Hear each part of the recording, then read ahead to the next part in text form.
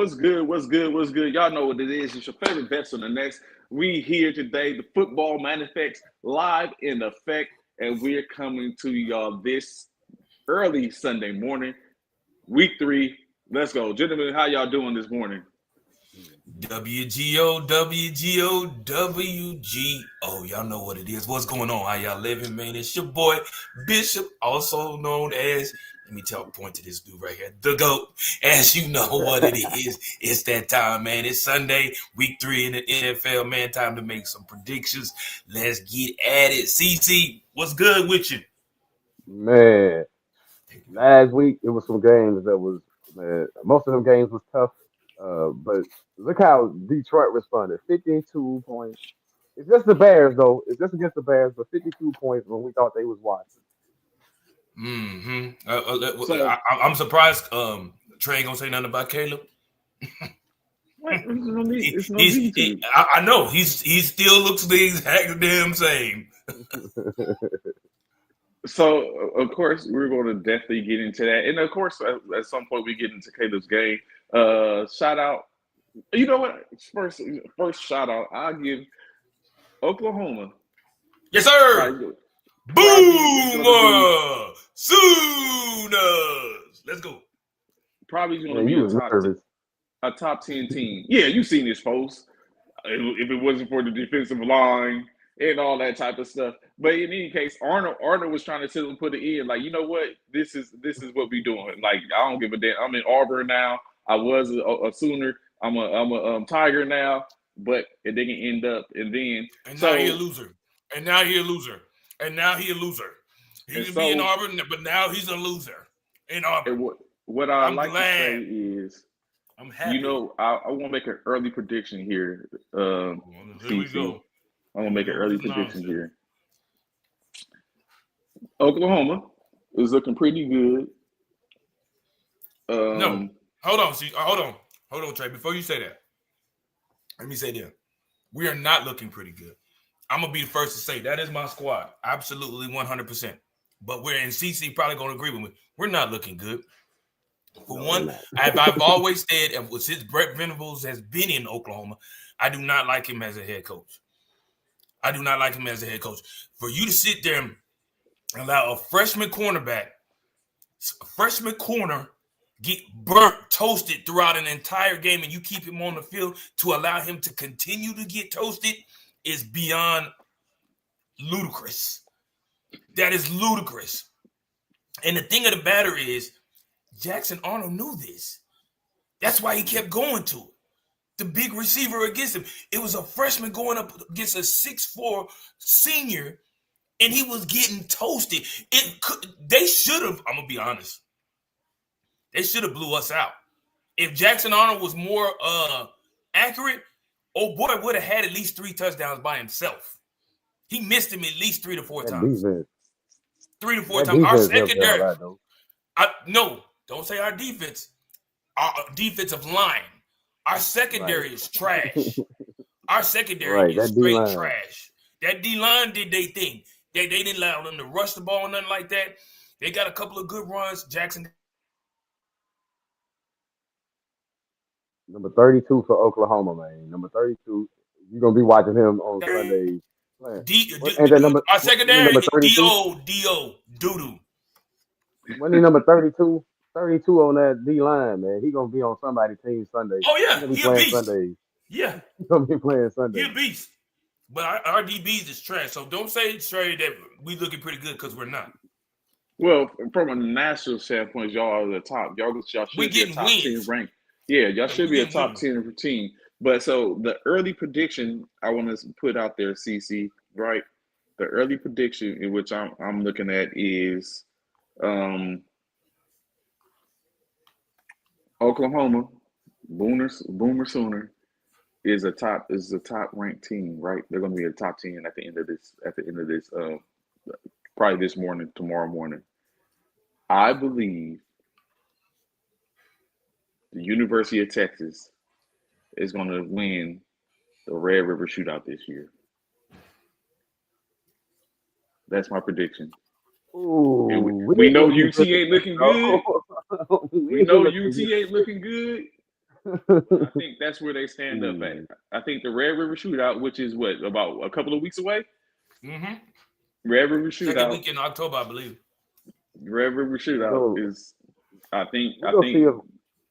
if Arch can handle a pass rush, man. I don't know. That's gonna be a good game because I don't know. What you We saying, gonna see if CC? Arch can handle a pass rush, man.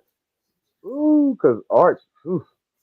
I mean, I know he had a good game yesterday against Sam, but it was Sam Houston. Come on, Yeah, come on, man. bro. That's a high, You know, it was Sam Houston. that's a high school. Come on, bro. So I'm definitely, Anthony. I seen your comment. I'm going to definitely get it so you can direct. The Bishop can answer your question Hey, live and up front. Give me a second when we get to that, Anthony. We're gonna spend the that, block on that. But a couple hey, What's I other was his looking things at question? we. Anthony. But before you get into it, I was looking at Oh, Anthony's comment, man. and I just want to say this. Yeah, man. 2 years in a row, regular season, they not letting Jalen Hurts throw the ball, or he not throwing the ball. They playing Pee Wee football again. Like the Eagles keep playing Pee Wee football and winning with that shit. Let's just keep that real. They play. This dude threw 100 yards, 100 yards, 17 passes in the game, 100 yards in the game. Man, come on, man. Like you got them two good wide receivers out there. Y'all ain't even using them. What a Let waste. me say this. Let me say this. Hold This is on, hold on, crazy. hold on, Bishop. Hold on. Let me see if I can get you in the screen. Uh, I can't. I can't do it because I'm on an iPad. But go ahead, Bishop. You were saying. Let me say this. Let me say this. And it's crazy I'm about to say this, right? Because I feel the same way about my college team as I feel about my NFL team. I'm gonna say this.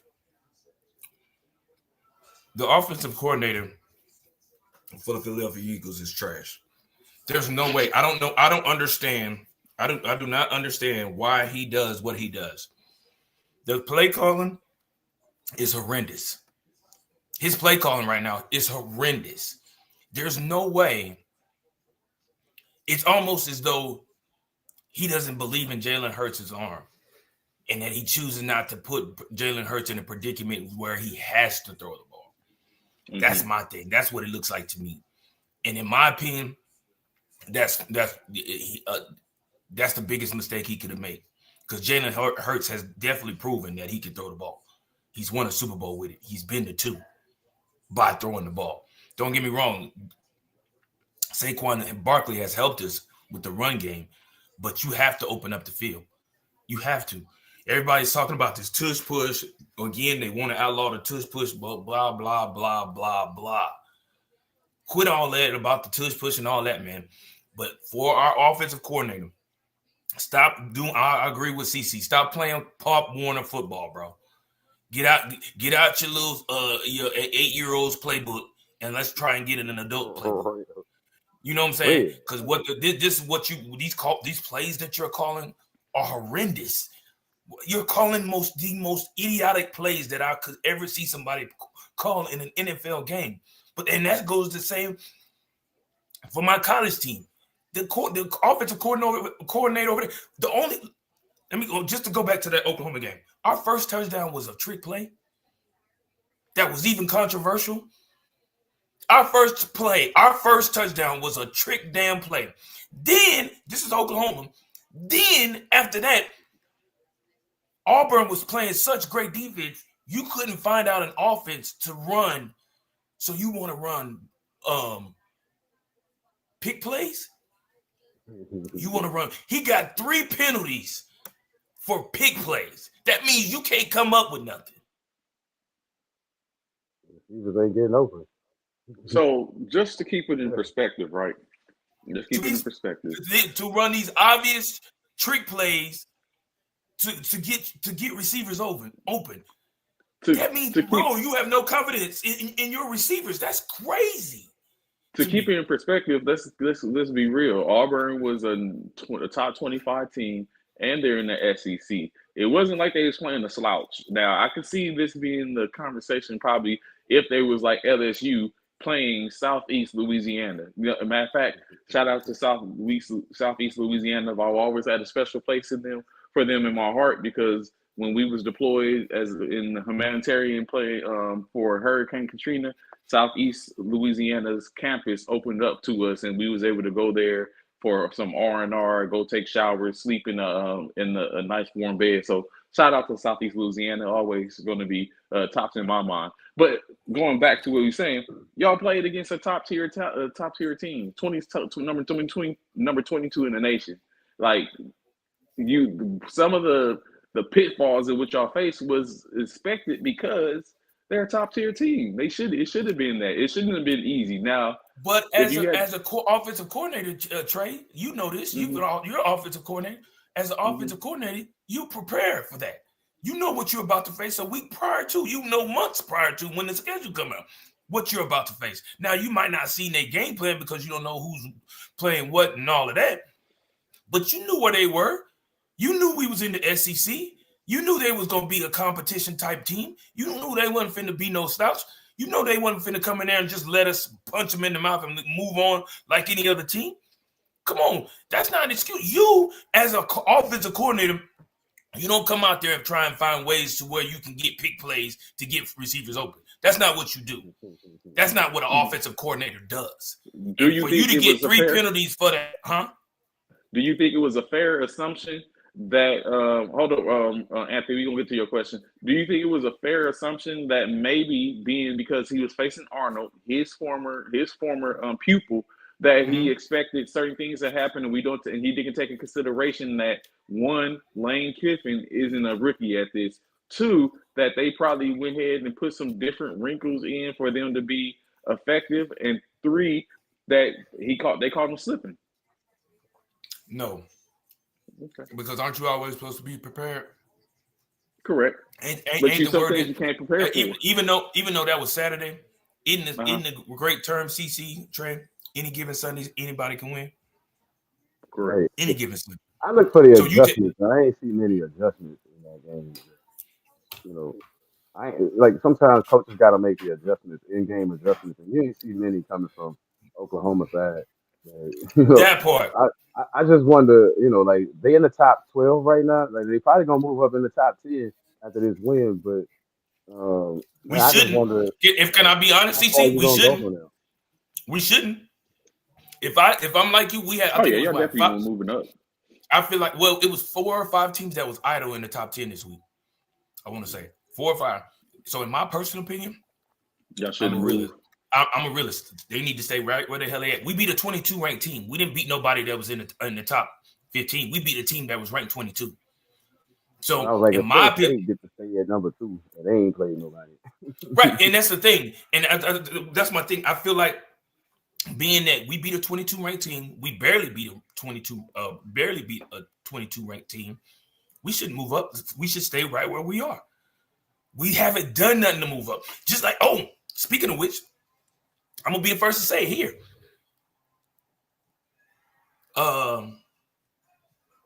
What's his name? Our quarterback? Shit, I can't even think his name. I'm not Tanner. Mateer. Yeah, John Mateer. He shouldn't be in the Heisman candidacy. He hasn't done nothing. In my opinion, he has not done anything to be on the pedestal or in the running for Heisman. He has not. He has not. Yes, you beat Michigan. You barely beat you beat Michigan, who I don't even think was ranked at the time. Excuse me. You barely beat Auburn, and you really didn't do nothing. You threw your passes. All your passes were high. All your passes. You set up your receivers like 3 or 4 times to take unnecessary hits that they did not have to take. You did not play as a Heisman hopeful. In my opinion, John Mateer did not. He did not. I don't think he deserves to be in the Heisman talk right now. He's not on that caliber, in my opinion. I think they jump on you giving these kids, putting all this pressure on these kids too damn early. I think they shouldn't even talk about Heisman until week 6 or 7. How are you talking about a Heisman hopeful in week 1 or 2 of the season? Okay, they may have had 1 or 2 good games, but who did they play? Half these teams ain't played a good team yet. Who did they play to even give them a Heisman hopeful? You know what? Initially, I was in the assertion that there shouldn't be. I don't think it's a clear Heisman hopeful. But then just you speaking, because you were just talking about that. But from what you were just speaking about, some people have played talent. some people, let's put in perspective, the Miami Hurricanes. Miami and I agree. And yes. Like because he was in Georgia last year. Now he's in Miami. Yeah, and he's playing like they're not playing slouches, so they're getting into that's a game. Florida yesterday. But this is what this is week 3, week 4 for them. Week 4, going on week 4. Okay. Week 4. Okay, now it's time that you can probably now you can start to get into it because now those bigger conferences have to start playing against each other. So that's what's coming up. So let's start to get back into some of the NFL first and foremost. And I just want to say this before we switch to the NFL. Clemson done fell off the map. Dabo Swinney, what you doing? He fired. 1-3, bro. Like Waterboy, you're fired. That boy is gone tomorrow. Nah, he ain't going nowhere, man. This is 1 year. What? Like after all he's done. Bro, he's in the SEC. Like they keep saying, don't be like that, Trey. Everybody talking about Dabo, talking about what I've done for Clemson. We've won, but you're in the ACC. You're in the ACC. You don't even play nobody. You're not playing nobody. You don't even play nobody. Who are you playing? Stop it, Dabo. Yeah, that's what I bet you would be saying that shit if you was in the SEC. You're not playing nobody, bro. You're not playing nobody. Even when the Big 12, before Texas and Oklahoma left the Big 12, ACC wasn't top. It was SEC, Big 12, then the ACC. It wasn't. ACC has never been none. Name the last time the ACC bid something, and I'm talking about as a conference, not a team, as a conference. But I mean, like you've seen Florida State. Ain't Florida State in that thing? You've seen Florida State play good here and there, but not consistently. I mean, come on, you playing against UNC. I'm not even a basketball school. A basketball school, bro. Boston College. A basketball school, bro, or baseball school. Come on, bro. Boston College might be a hockey team, but that too. but you know what I'm saying. So it comes out to be more than desired. So before we get directly into the NFL, which we're definitely going to come back to what you was talking about, we're going to start off with the analysis of the Eagles. It's unfortunate for those of us who watch ESPN. Molly Qerim has basically stepped away from the ESPN network, which myself and CC have always wondered, like, why. Like, I didn't feel that Molly was bad. She did what she was supposed to do as a host. I know Bishop, on the other hand, did not agree with Molly as a host, feeling that she was not a person tuned in to the conversations in which it was having. She was corny, bro. Molly Qerim was corny. She was corny. She tried to have jokes. She was just corny to me, bro. And it was so many other female analysts who could have been on there and took her spot that could have done a way better job. But on days in which Molly was absent, there were other analysts who came on there and rocked it. Yeah, that rocked it. You know what I'm saying? That part, Anthony, nobody listened to Molly. They just looking at it. That's exactly what it is. She was eye candy. She was eye candy. Everybody liked Molly because she was eye candy. Other than that, Molly was basic. She was nothing. There was nothing about Molly Qerim that made you want to say, "Oh, I gotta watch the TV." Like nothing. And the fact of the matter is, what I've heard, Trey, and you can probably engage on this, is that I heard it was due to contract negotiations. If y'all don't know, Stephen A just got, he just got a serious contract. Stephen A is making over $40 million a year on just doing first take. Just doing first take. That's what he's making. $40 million a year. Just doing first take. Now, mind you, he's also doing soap shows. I think he's on General Hospital. He's on General Hospital. He has a lot going on. He's very with Stephen A. So he one thing is just got on the Sirius XM radio, right? Yeah. Sirius XM. He's got a contract with them too for 3 years. So in state, what y'all have to take in consideration, like in which we talked about, I've talked about many times before. Media is God, especially in the sports arena. And so, with that being said, if you are able to garner those ratings, then that's what starts to, because you're an icon. And in this case, First Take, I almost say First Take is a top tier, top rating, whether sports show.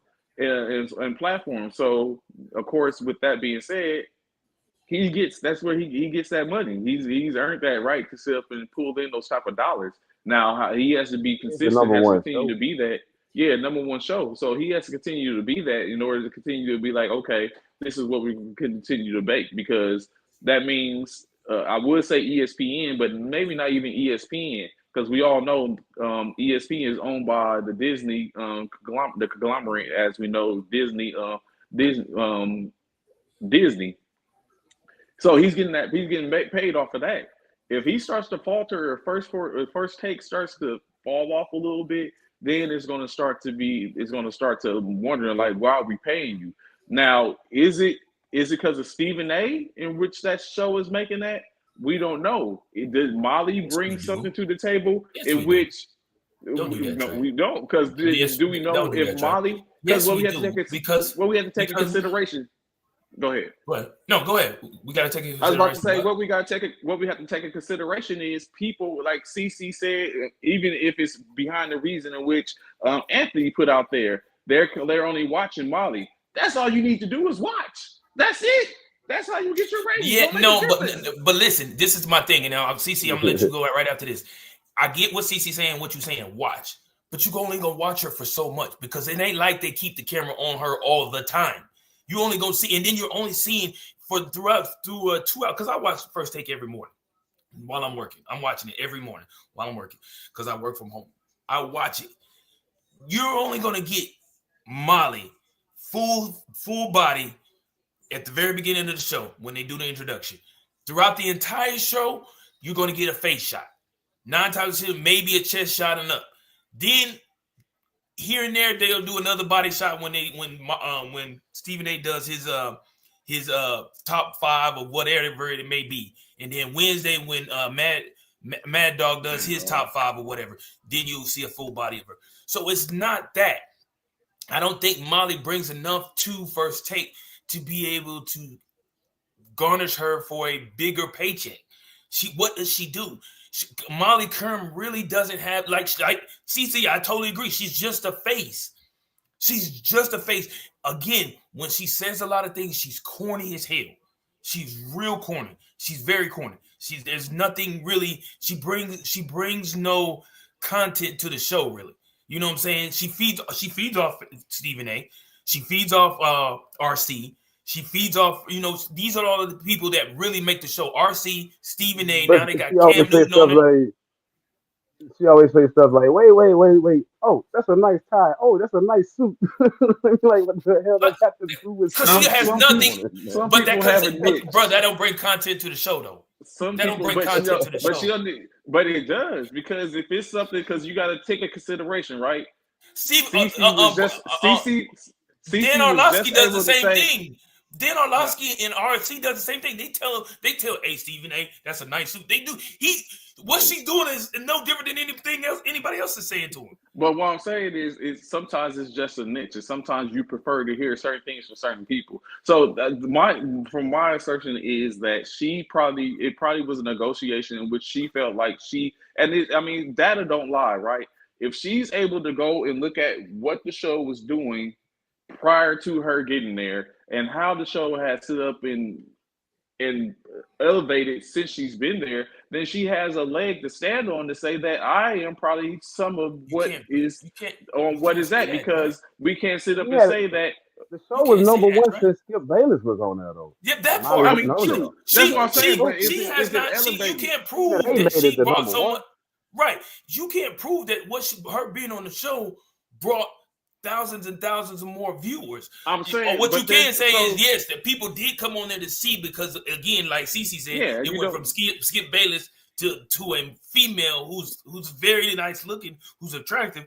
Yes, but after a while, bro, that runs its course. It's been through a few people that has the number of top hosts and stuff like that. Yeah, what's the other dude? The other white kid that was on there. It was them 3. It was Stephen A., Molly Kerman, the one other white guy that was big. I think he was boxing now. He was boxing. Max Kellerman. Them three, and then Max Kellerman got kicked off, and then it was just Stephen A. and Molly. I don't think the ratings dropped or increased because Max Kellerman dropped off in season. Yo, yeah, You know what I'm saying? so I agree. Well, so I'm just saying what I'm saying is that it's different metrics. I'm very sure in which she can utilize, in which I'm very sure she did, as far as when they came up on her negotiation and what she might have been asking for. I'm very sure she ain't just come out and asked for it and they said no. I'm very sure she had data to go along with this to basically give a reason to say this is why I believe I should be paid this. And they probably relented and she had to sit up and make a decision, or it probably was disrespectful. Like I play in a couple of fantasy football leagues, right? And every year there in one of the fantasy leagues, there's one person that tries to make a trade, give me a trade. And every year the trades are so disrespectful, right?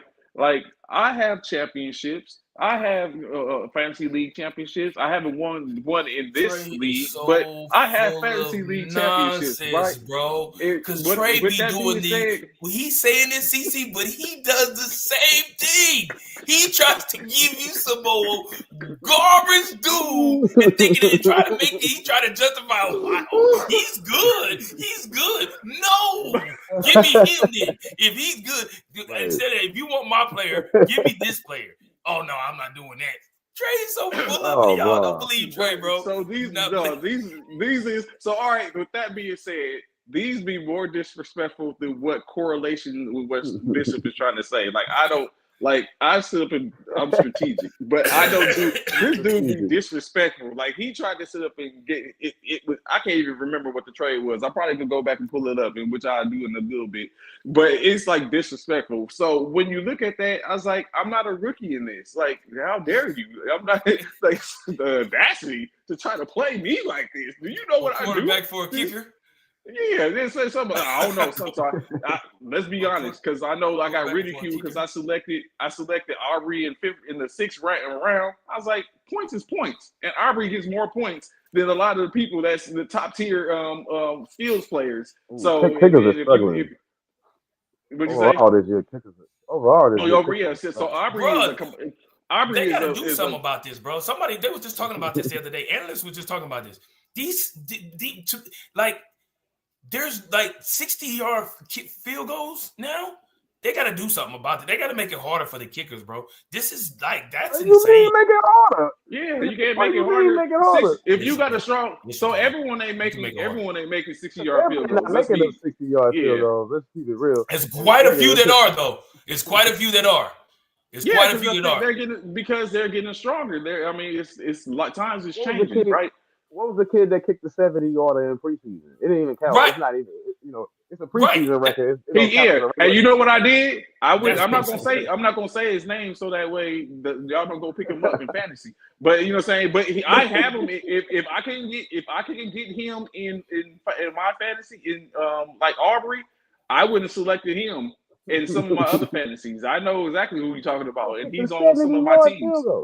Yeah, so that means he has a leg. But 70-yard field goals, bro. Come on, bro. Come on. That depends on because not every team got. You can't. I got that. You are facts, but you can't defend that. The defense could have played great defense and got to shut him down for 3 downs. But this one will come out here and kick a 70-yard field goal. Now we're gonna get into it because that's like the tush push. Like if you want to, you got to keep them. You got to keep them out of third and short. You got to keep them out of fourth and short if you want to stop the tush push. But now they say they're gonna referee it differently because they did. That was a false start. That was so. What I agree with that. That was a false start. I see a lot of Bishop's comments and stuff like that, and saying throughout the course of the day and stuff like that. One thing I would say that he posted that has some validity to the whole tush push conversation is John Gruden broke down. I'm glad you broke down the idea of the tush push, in which he was talking about is other teams that are running the tush push and are not successful. So it's not the fact of so it starts to look like potentially that there is hate when it comes to the Philadelphia Eagles because they successfully run the tush push. There you go, Trey. And that's why I posted. like I said, if you go stop the tush push, you got to keep them out of third and short. Ended up to the defense to keep you out of third and short, fourth and short. But you got Jalen Hurts. Jalen Hurts squat. The reason why the tush push is so successful is he squats like Because him, 600 Jalen, they got Jalen Hurts, AJ Dillon, and Saquon Barkley. Any of the, all they need is the front, is at least the center who starts the wedge to get a good leverage to push someone out the way. And now you got you got 1,500 pounds of mass. These dudes can squat. You think a 300, 400, yeah, that's not going to work. So, I mean, so they have it to perfection because they established it. But like you said, other teams run it. Think about how many times Buffalo tried to run the tush push during the championship game, the AFC championship game last year, and it wasn't working. So it's just, I mean, when I seen John Gruden, I was like, you know what? And he got a point. I was like, he has a point. Like other people are running it. They're just not running it successfully. So why is it a problem? I'm glad you saw that.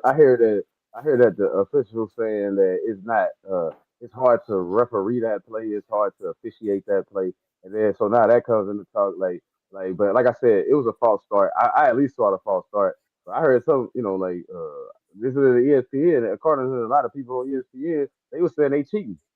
I'm like, how they cheating? Like what are they doing? As long as they're not physically picking Jalen Hurts up off his feet and carrying him over the line or carrying him for the yardage, then it's legit. They're just happen to be pushing them. It's no different if they stop the momentum, because sometimes people will get momentum stopped and they blow the whistle, but a person is still fighting. It can break that. You know what I'm saying? So it happens. So I at this point I look at it as you got to find a way to stop it. Got to find a way to stop it. Get you some. Can the Eagles win a game without the tush push? Let's go back to that.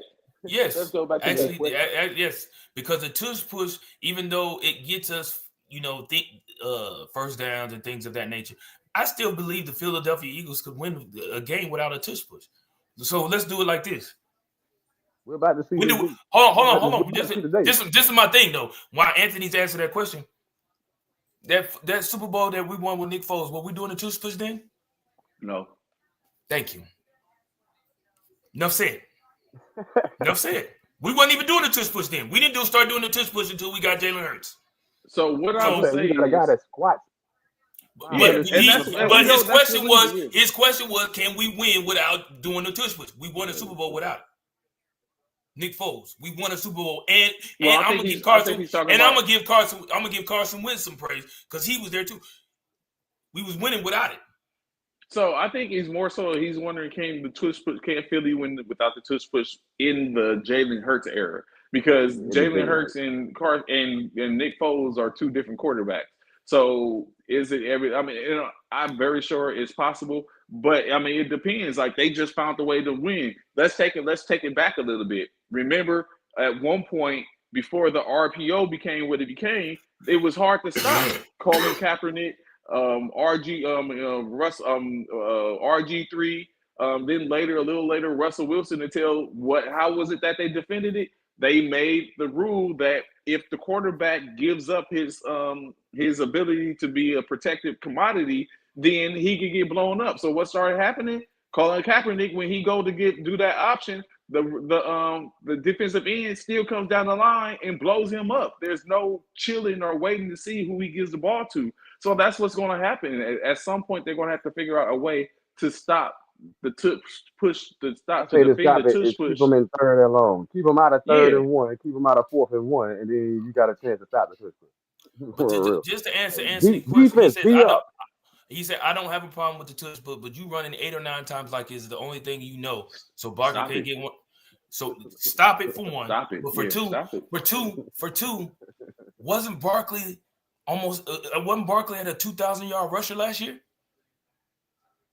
So it couldn't have been the tush push that did all that. He was on course to break the record, but he didn't play that last regular season game. He would have broke that record. So what are you saying, Anthony? Because obviously we ran the ball. If he almost broke the rushing record last season, obviously we ran the ball. And 8 or 9 times, I don't think we run it 8 or 9 times. I know you might be exaggerating a little bit, but if you can't, the thing is, stop it. Stop Anytime they in third and short, it's Stop coming. it. Don't let us get 4th and 1. Don't let us get 3rd and inches. That's what I've been Third saying. and short. That's what I've been Third and saying. short. I've been Don't saying let us defense, get y'all that. got to step up. You got to think we got to keep them out of that. Y'all want to take away from a team that has perfected something instead of taking or putting ownership on a defense who can't stop nothing. Put ownership on who the ownership belongs to. Put it on the defense because that's their job. Going back to that game particularly, like he's talking about, and I'm very sure if you watch social media and stuff, y'all heard the sound bite of Jones talking to Jalen, talking about you didn't get 100 yards. And so we won the game. In that game, 15 Jalen Hurts was 15 of 22 for 101 yards passing, no touchdowns, no interceptions. AJ Dillon, Saquon Barkley, and Jalen Hurts accumulated 122 yards rushing, with Saquon Barkley with 88 yards rushing and 1 touchdown.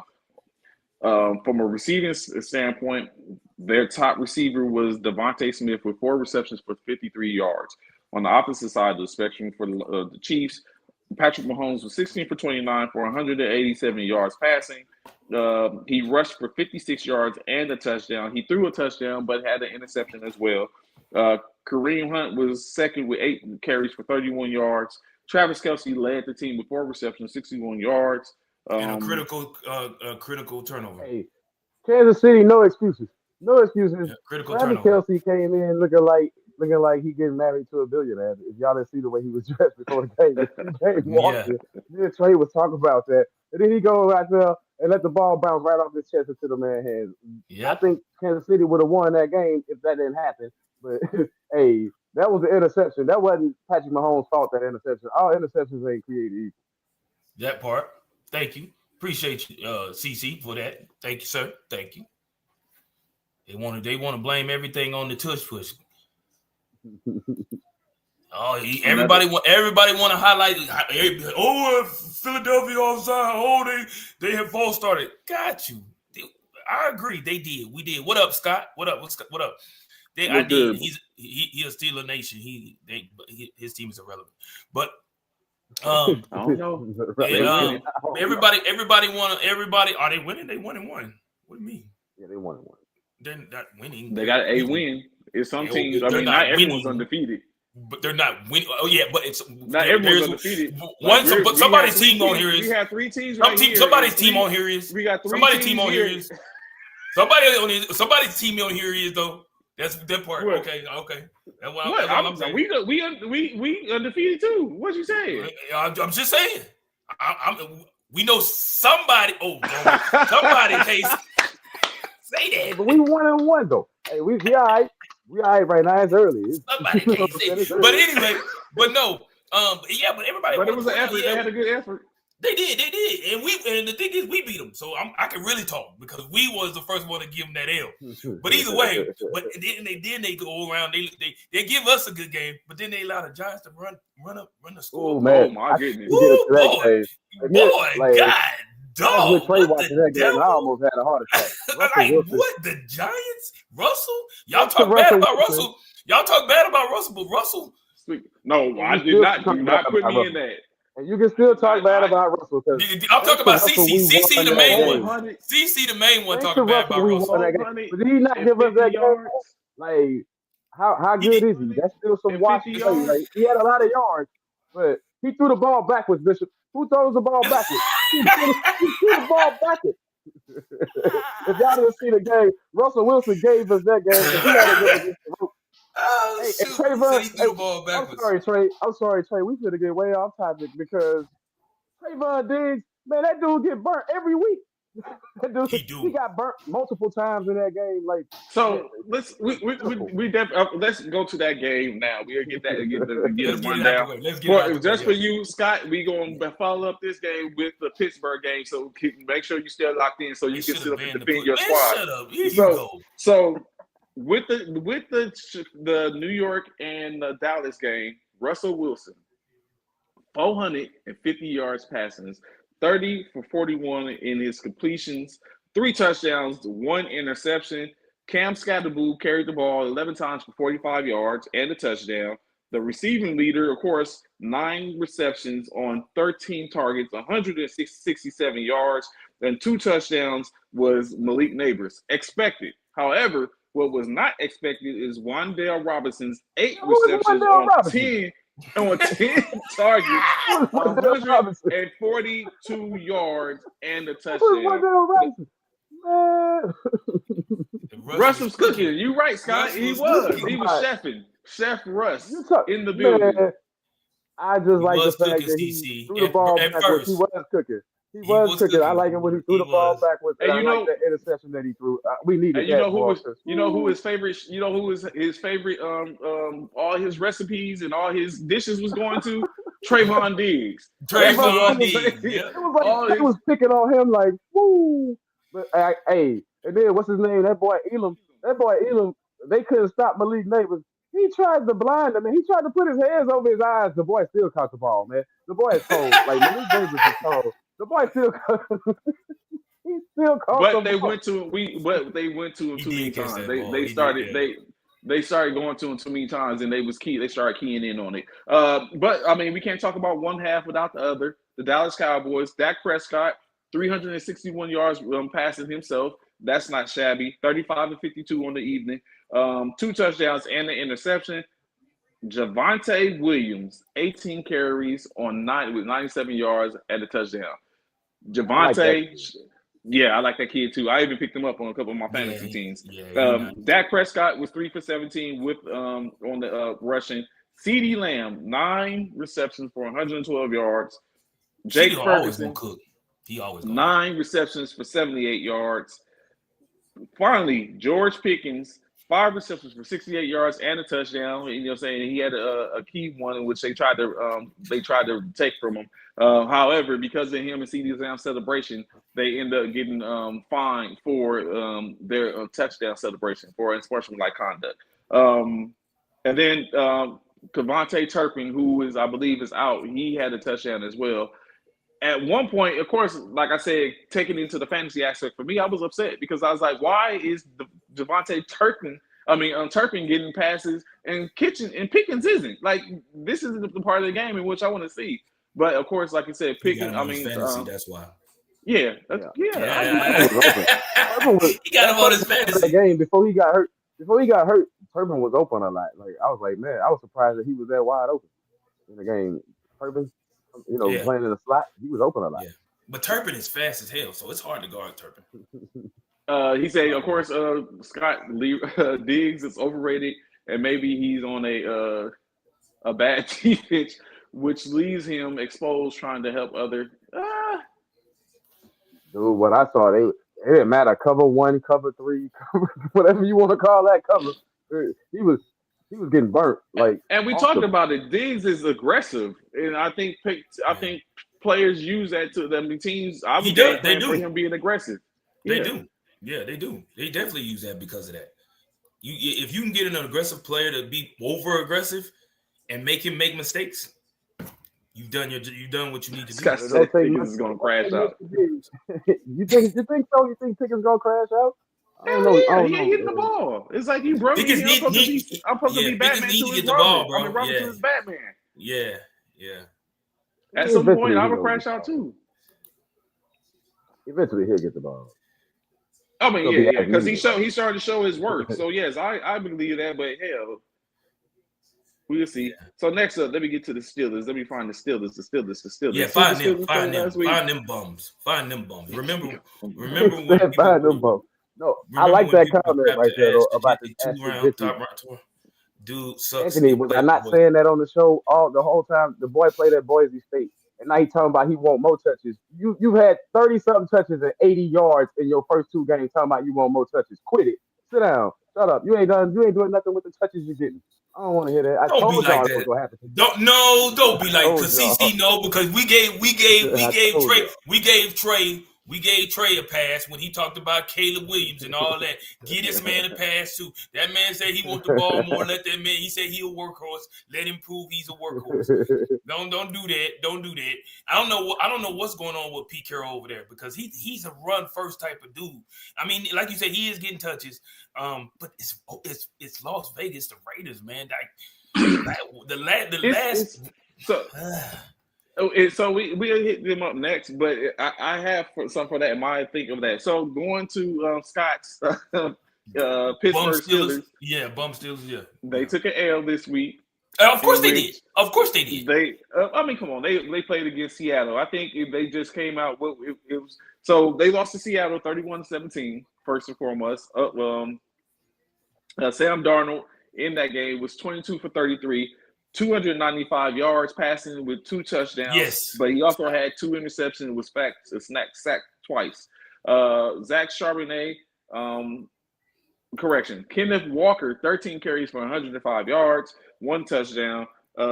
Jackson Smith and Jigba have 8 receptions for 103 yards, no touchdowns. Cooper Kupp with 7 receptions for 90 yards, no touchdowns. The touchdowns went to, of course, A.J. Barner as well as Torrey Horton on the night. On the flip side of the spectrum, the Steelers, Aaron Rodgers was 18 for 33, 203 yards, 1 touchdown, 2 interceptions.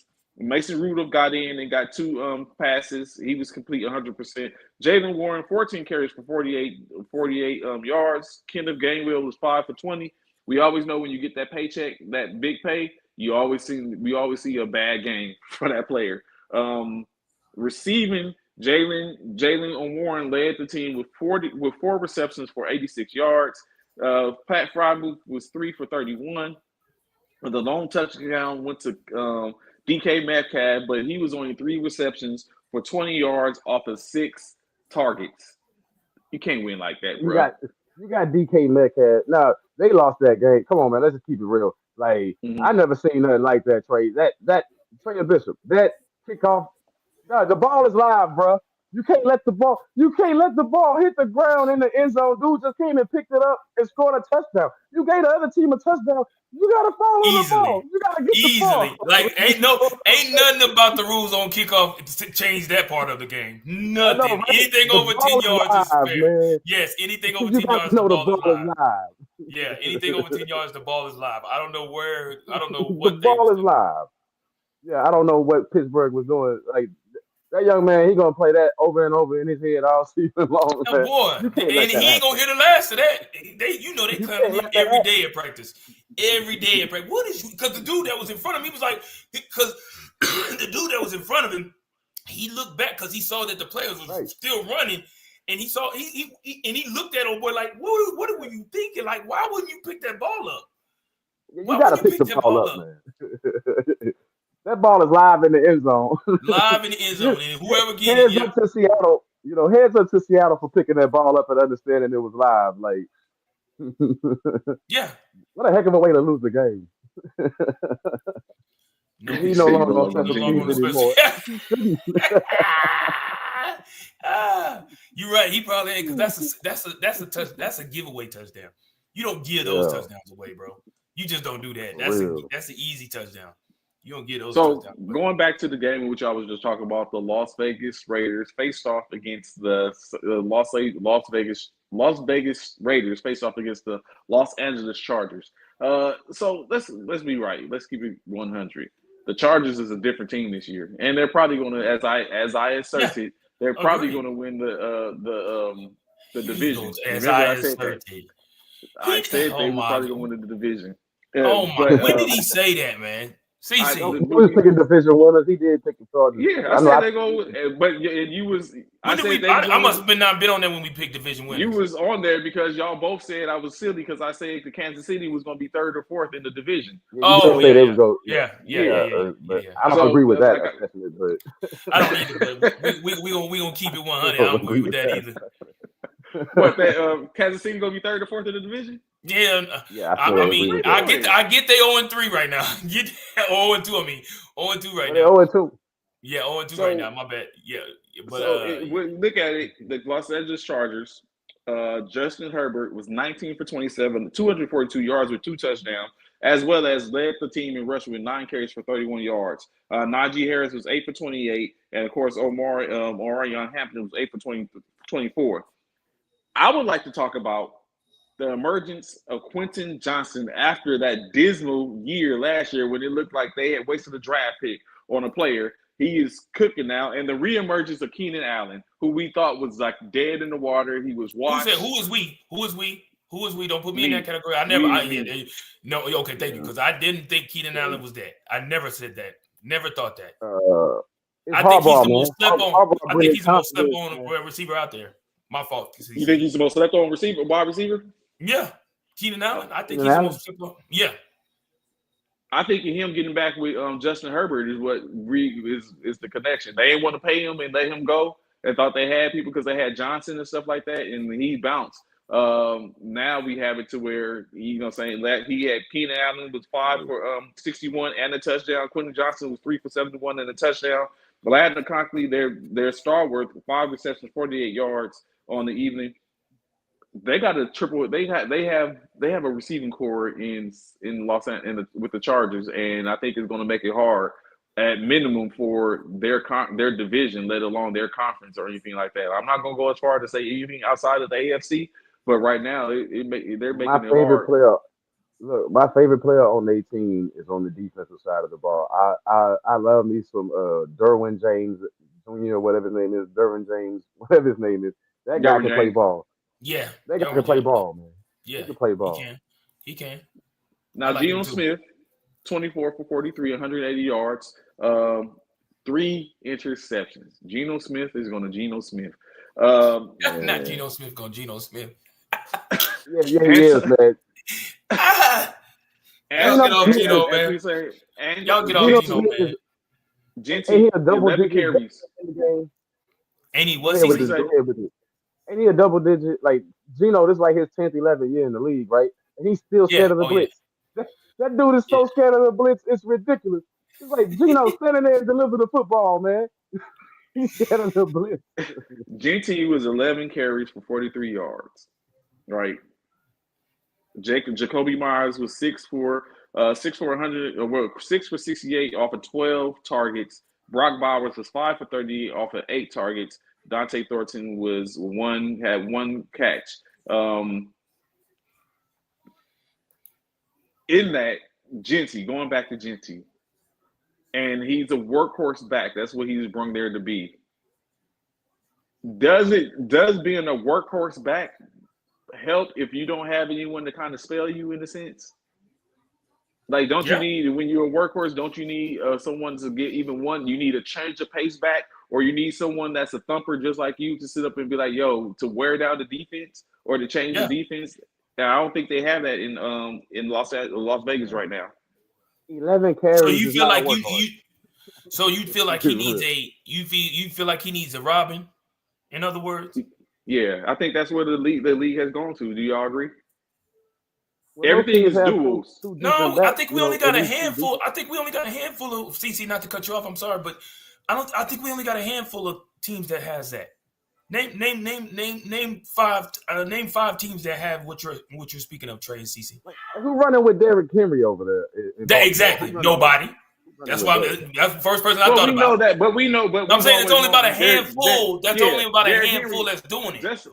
Even on that same assertion, there's only a few that are workhorse backs that get it done. John Taylor. Who's with Kyron Williams? Who's with Kyron Williams? No one. Yeah, that's what I'm saying. There's only a few of them. It's Kyron. You have Kyron Williams. Detroit got one. True, Scott. It's true. Yeah. Detroit got him. They got. Well, Detroit has they have the tandem. Detroit has a tandem. But I mean, if there's only a handful has a tandem. Who's their tandem? Who's there? Brian Johnson, McCaffrey and Johnson. You can't even count McCaffrey and Robinson. You can't even count McCaffrey because he hurt half the time. You can't really count him. Okay. You can't count him. I think Algiers. I think Bijan Robinson and Algiers down there. Algiers, I give you that. Atlanta. I give you that. Those two. You got a few teams, but that's what I'm saying. Right, it's not many teams. It's a handful. It's not. So I don't feel like it's a handful. So with Genty, he doesn't. I don't feel like I heard what you're saying. I don't think he needs that because he didn't have that in Boise. He didn't have that in Boise. So in other words, I think that's his problem is that he played Boise State. Like he played at Boise I mean, State. it could be. You didn't play the creme de la creme of competition. Right. It could be. It might take you a minute to could get be. going in the NFL. It could be. It could be. I mean, That could be. but could that That's be the fair. same thing? Isn't that the same thing we can say about Cam Scatterboo? He's a thumper. He's a workhorse. We haven't seen enough. We of saw Cam the difference. Scatterboo, though. But we saw the Yeah, but difference between them he in don't the even have playoffs. half his carry. He don't even have as many carries. Like we Now, saw he don't even have half the as many difference carries. between those two in the playoffs in the college playoffs last year. We saw the Right. difference between those. Oh yeah, Right. because saw the difference. Cam is a do it all back. He was a We do it saw the all back. I'm just saying. I'm just wondering. So going back, let's go to who Bishop asserts doesn't play enough. San Francisco 49ers with their whole new look offense because of all the injuries. Mac Jones, 26 for 39, 279 yards, and 3 touchdowns. Mac Jones looked good last week.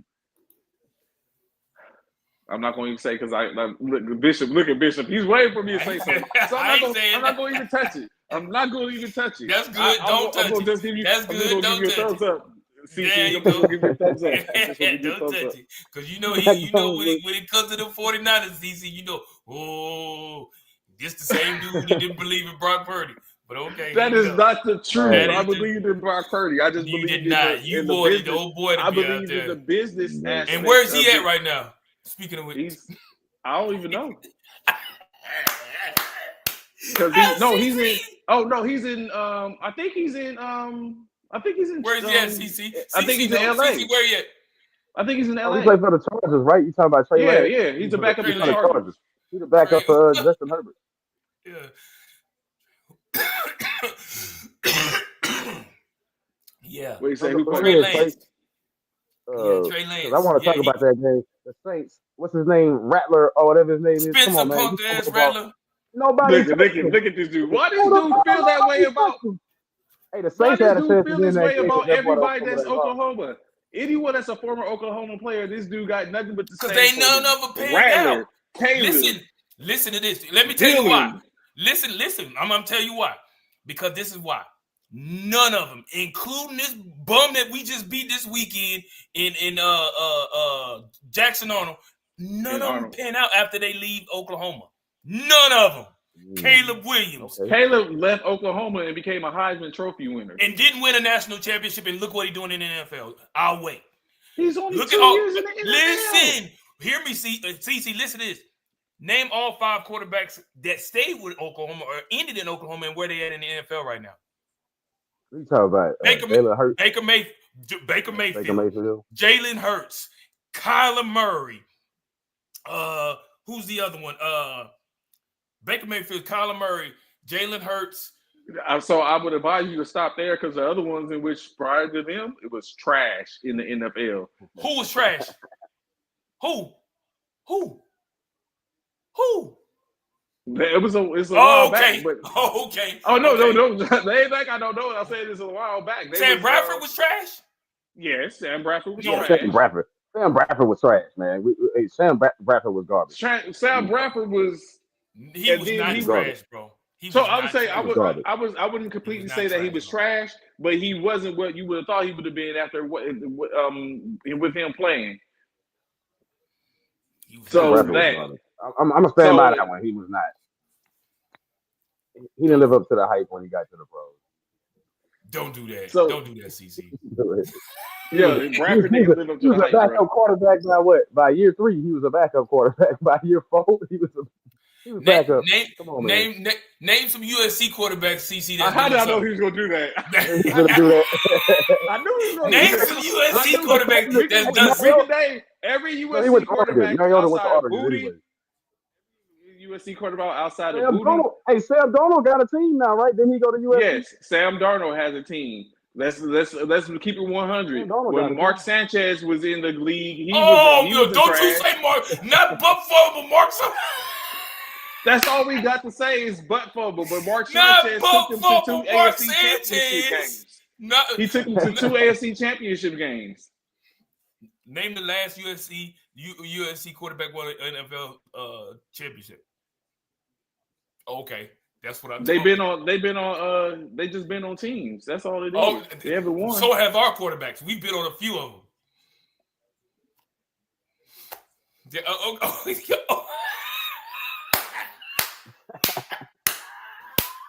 Because anyway, so moving on. so Go the ahead, Trey. the Moving on. latest, the most effective, the most successful quarterback for a long time. Let's take into consideration for a long time.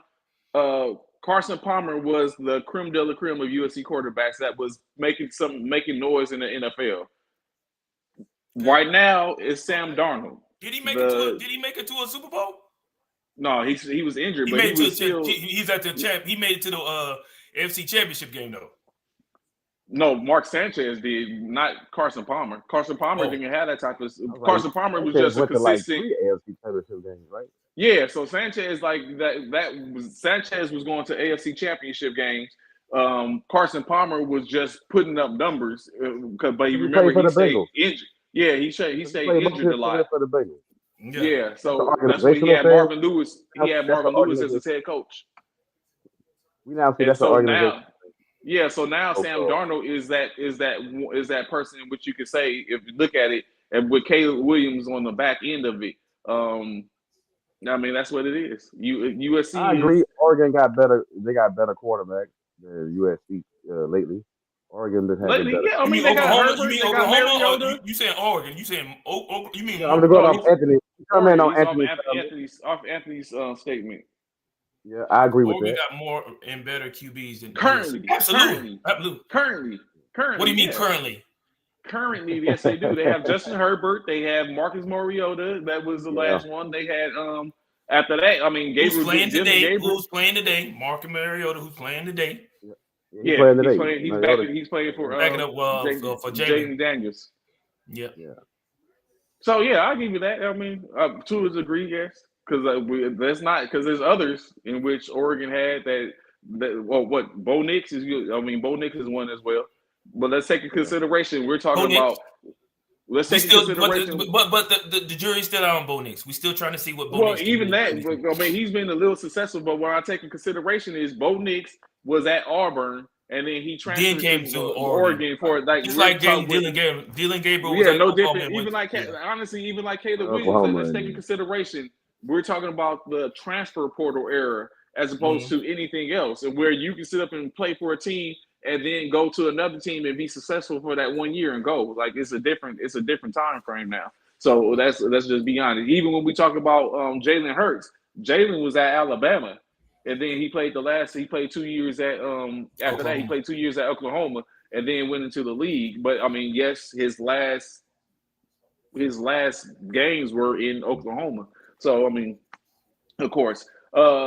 But again, like we said, talking about San Francisco, we was just talking about Rattler, who is a former Oklahoma player, former South Carolina player, 25 for 34, 207 yards, 3 touchdowns on the evening. Alvin Kamara rushed 21 times for 99 yards. And then Chris Olave, 6 receptions on 10 targets for 54 yards. Rashid Shaheed, 1 touchdown. Off of 4 receptions, 52 yards passing. Jawan Johnson, 1 touchdown himself, and the other one was to Devon Vela, 1 reception for 3 yards. So it was a grind out win that San Francisco got, but in any case, they kept them undefeated. I got lucky. Rattler dropped that ball on his own. Nobody hit him. Nobody touched him. But he just fumbled the ball in the end of that game to put it into that game. I don't understand. He trash. It's too. He trash. Hey, is that true though? Jalen Hurts transferred because he couldn't beat out Tua. I don't even think it was a battle at that point, right? I think Nick Saban already. I don't feel like he transferred because he couldn't beat out Tua, because he's beating out Tua right now in the NFL. So that ain't the case. But, in my personal opinion, I think because what Tua did. The only thing. Correct, but the only thing you could take in consideration, look at it, is like they had two things. They was under the same roof. They had the same coach, the same offensive coordinator, and they were competing against each other. And Tua beat them out. That's just it. Tua beat them out. Did he beat him out? He didn't beat him out. Jalen wasn't producing. They put and they put him in. But didn't they do the exact same thing to Tua too? Jalen came in and won a game as well. later on of I want to say the following year. The following he year, did the because exact after same that, thing. Jalen So they canceled each other out. They did the exact same thing. They did. Now, and during the offseason, maybe Tua did play better during the offseason, and Jalen was like, I want to leave USC or Alabama and go to Oklahoma. Which when he came over there, he did well with us over at OU. He did well, and you can't take nothing from that. But now, as you bring him both into the league, who's doing better now? Oh, Jalen, clearly. Let's say, hey, Jalen, clearly. Jalen definitely doing better because I mean, come on, man. And everybody gonna probably say, "Oh, well, Jalen got more weapons." That's not true. That's not true. What is that? Jalen does not have more. He does not have more weapons than he does not have more weapons than Tua. He doesn't. Jalen doesn't have more weapons than Tua? No. He definitely has more weapons than Tua. How? If you sit up and just go off the skilled players alone, let's sit up and talk about it. Jalen, let's talk about it. In which it might cancel out, honestly. You have AJ Brown. You have AJ Brown, what's it? Jalen Waddle. Well, I'm talking about for y'all. I'm talking about for. So let's do it. So y'all number one is AJ Brown. Miami's number one is Tyreek Hill. Tyreek Hill. Is that even or do you give advantage? That's even. CC, you agree? I gotta call it close. It's close. It's close. Okay, we can say even. All right, we'll go with even. Then you had Devontae Smith, Jalen Waddle. Even. I think Devontae a little bit. For me, Devontae a little bit better than Jalen. I would give it. The only reason I give it to Devontae, so I almost agree with you, Bishop. But the only reason I give it to Devontae is because Jalen is injured a lot, and he doesn't see the floor too much. That's fair. You have Saquon versus A-Chain. Saquon is clearly better, man. Stop it. That's where the separation is right there. That one is a separation. Like A-Chain just fast. A-Chain just fast. He's not as dynamic as Saquon. I give you that. Would y'all say Goddard, hold on. and Waddle? Jalen Waddle? We already said Waller. Waller's their starter. Even. I give him maybe even. 3 years ago for Waller it was even. Waller is like washed at this point. But this is my thing. Didn't he come from retirement? He had already retired or something, right? But this is my thing, right? Because he wasn't getting used right in New York, and he was like he didn't want to play for them. This is my thing. But go ahead, Bishop. Yeah. Would y'all have given it to Saquon Barkley if he was still in the Giants over A-Chain? Oh yeah, definitely. I think Saquon was good at the Giants. He was good. He just didn't want to play a lot, evidently, because now he's been more healthy in his career. He's been more healthy. He was not healthy. Exactly. He's been the whole time. Exactly. He wasn't healthy as much in New York as he has been in Philadelphia. Yeah, he missed a lot. So that would be exactly like the other thing in regards to what we were saying about Waddle and Smith. That's why. Who you going with? Are you going with Jalen Hurts or are you going with Tua Tagovailoa, man? Let's just I'm definitely going with Tua. You taking Tua. Hurts or Tua? I'm definitely taking Hurts. No, I'm saying I thought you. I'm talking about. No, I'm definitely going with Hurts. I'm definitely going. And with Hurts. I think it's something. But I just don't feel like I just don't want nobody to feel like Tua, like Jalen just got so much more. Do you think Tua is washed at this point, or do you think he's just kind of like? Do you think if Tua was to go somewhere else, he's too young to be I think he's considered scared washed? to get hit. I think I think he's just in the wrong system. It's that concussion. Yeah, I was about to say. That's what I was about to ask. If Tua was under someone like Harbaugh, do you think it would be a different, or who has struggling quarterback? Or they would protect him better. They would protect him better though. Like this McDaniel guy ain't doing enough to protect him. So Tua kind of scared to get hit. You saw that in the last game they just played. He was Tua, like that last pick that cost him that game against this last game on Monday. Yeah, that was him. That was all. That was all Tua. That was all Tua. That was like a rookie play though. He had check down on A-Chain that could have gotten some yards, especially A-Chain was cooking at that point. Yeah. Or that was all Tua. That was a major mistake. Yeah. You know, A rookie how do you mistake. do that at this A stage rookie, in your yes, career? a rookie You mistake. tear down Yeah. Waddle like that. And that's something you shouldn't be doing as a rookie. I mean, you're not a rookie no more. You're not a rookie no more. Those are mistakes that you can't make. You gotta look off the DV. You gotta look off the defenders. You gotta look off the linebackers. That was a linebacker pick, easy. That was not a hard pick for a linebacker. That was easy. That was an easy pick. And that game was winnable for them. That game was in the bag. They could have won that game. But that's costly mistake cost them that game. So I don't know. We were just talking about Bo Nix, in which CC don't agree with me. I'm team Indiana Jones right now. In which I'm always like Daniel Jones. I'm always like Daniel Jones. I thought he was. They won the game on a leverage play. He won on a leverage play, bro. They call leverage. He missed the 60-yard field goal, which Bishop was talking about making those 60-yard. That guy missed the 60-yard field goal, but they got a second chance with a 15-yard penalty for the leverage call. That's how Indianapolis ended up winning that game, man. They did not beat the Broncos. They ended up being given the game with that leverage call, man. Bad play by the Broncos in the end of that game. Yeah. Do you think Indiana is a contender right now off their play? I know it's early, but we talk about the first quarter. Yeah. And like I said, I'm not saying nothing about any particular player until after week 4. But right now, do y'all think Indiana is looking good or has the potential to make some noise in the AFC?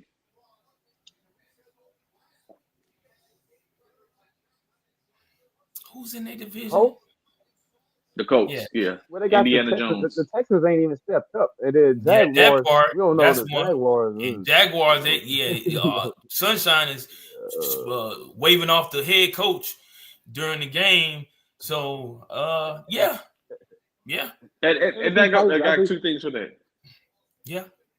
I got two things for that because one is, CC, how was the game? You were at the game, the Texans. That Monday night game was great, man. Like, hey, it was packed. It was a packed stadium. It was great. Like, yeah, that game was. I was impressed that the crowd won, and two, I was impressed at how close the game was. And you had to say, man, seeing Baker Mayfield do his thing live was pretty cold, man. That was cold, you know. Yeah, that was, man, another comeback.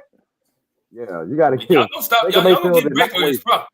Y'all gonna give Baker his props, bro. Y'all gonna stop sleeping on Baker, man. Y'all gonna stop putting Baker on the back burner. I'm starting to come around little by little. I'm still not sold on Baker Mayfield and taking the team to a Super Bowl or anything, but man, hey, he's a competitor. How? But this 2 years ago, they was almost there. They was one game away. Not last year, but 2 years ago, they was one game away. I see Baker as a competitor. They never been in an NFC Championship game. What are you talking about? He wasn't one game away. I think that's what you mean. One game from the NFC Championship. That's what I'm saying. One game from the NFC Championship. Yeah, I think Baker's a competitor. Yeah, I think Baker's a competitor. That's the year they beat us. That's the year they beat us to get go to the game right before the NFC Championship game. Yeah, he's definitely a competitor. Took care of him.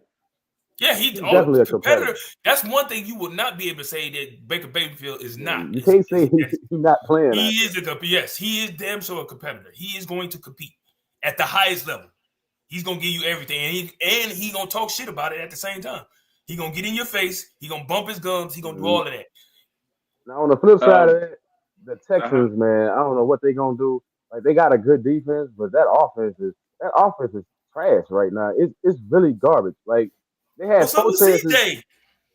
They had 4 chances to punch it in from the 1 yard line. They couldn't get 1 yard. And they kept going to the shotgun formation. If you go into a shotgun at the 1 yard line, you suck. What a jumbo package at? Nobody got a jumbo package no more. Nobody got a jumbo package no more. Like for real, you suck. Like you ain't got a jumbo package no more in the game. Because you give it up 4 yards out the gate. Yeah, you give it up 4 yards out the gate. I mean, of course. Yeah.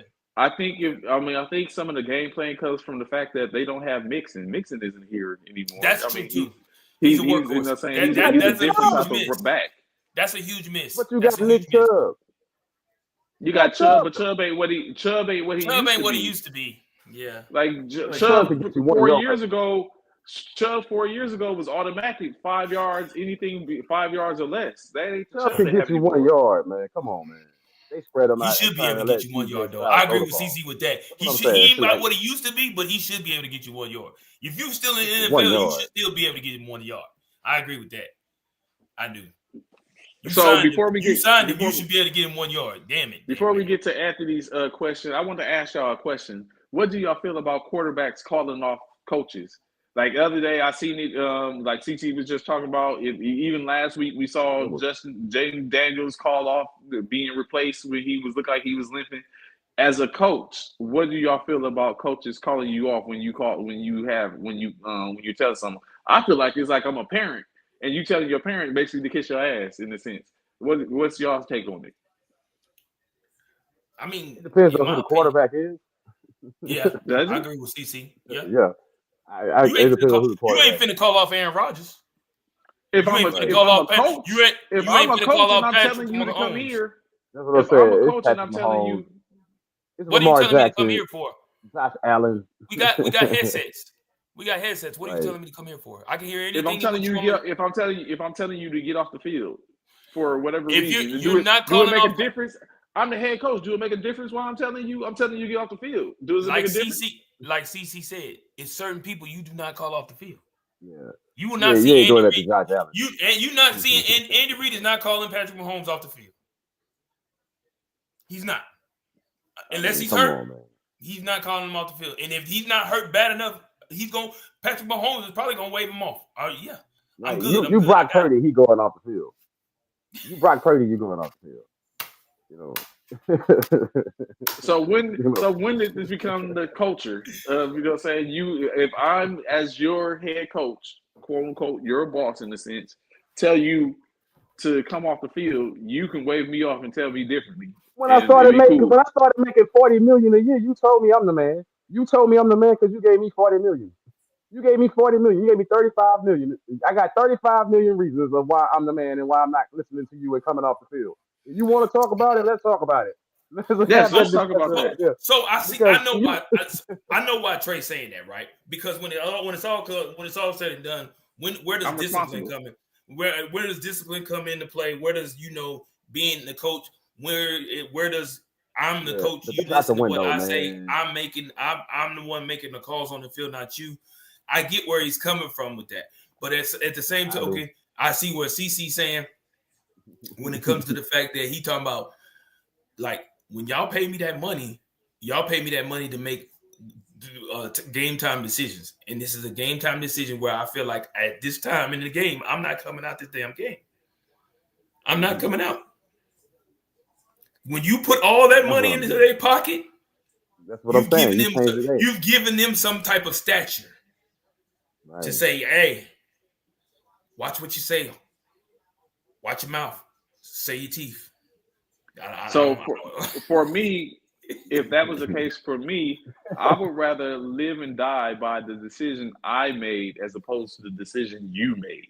So if I tell you to come off the field, regardless if I see something or you look like you're laboring and you basically don't want to come off the field because you want to be the person that's seen as the savior for this drive or with a case like that, if you falter on the drive, now I'm looked at as a person that doesn't have control of the locker room, that can't control the players and all that type of stuff. Agreed. Now I got to sit up and I got to live and die off of your decision when my decision was to bring your ass out the game, to sit over here, to take a chill pill or so we can talk, whatever the reason is. As the head coach of the team, that's my prerogative and that's my decision. And you fall in line. That's what you. I get that because when it's all said and done, you're on the chopping block if the shit go wrong. Correct. Right. I got that. That makes sense. I totally understand. I understand that too, but I'm just saying, like when you start getting on that money, man, it made everything different. Like it's hard to but again, your own locker rooms now. You see that with a lot of players. It's hard to. But again, Travis Kelce threw his helmet last year or whatever with Andy Reid pulled him out the game and he was yelling at Andy Reid like Andy Reid was a little boy, man. Come on.